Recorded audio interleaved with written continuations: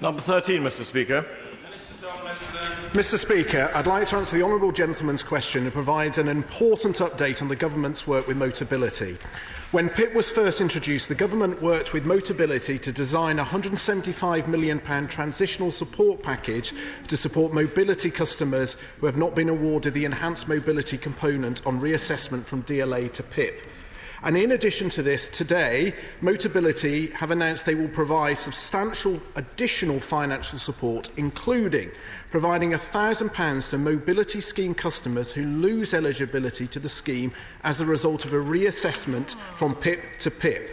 They will also provide funding grants for personal contributions for access to work, and they will be accelerating the current programme being undertaken with the Family Fund to help many more families with severely disabled children under the age of 3. And I would like to pay tribute to the really proactive and constructive work of Motability Operations in further supporting disabled people in society. Thank you, Mr Speaker.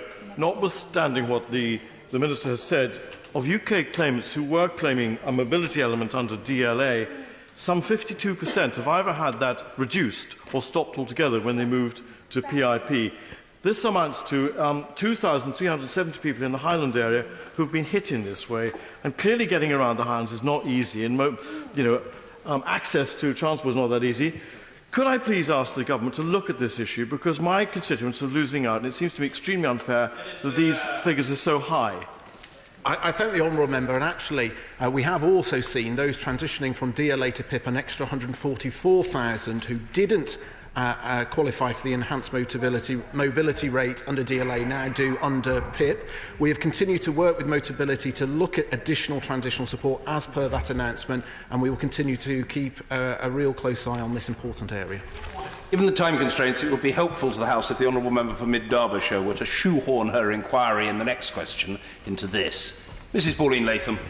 Constituent Siobhan Fennell spends a lot of her time training local business in Belper about how best to accommodate customers with disabilities such as autism, dementia and such disabilities that cause limited mobility.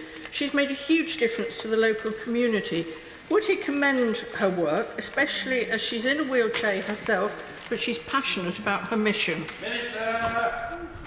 I would absolutely commend my honourable friend's constituent for the work she does in her community, and to congratulate Miss Fennell on receiving a British Empire Medal in the Queen's Birthday Honours, as well as a National Citizenship Award in recognition of her work, a true tribute.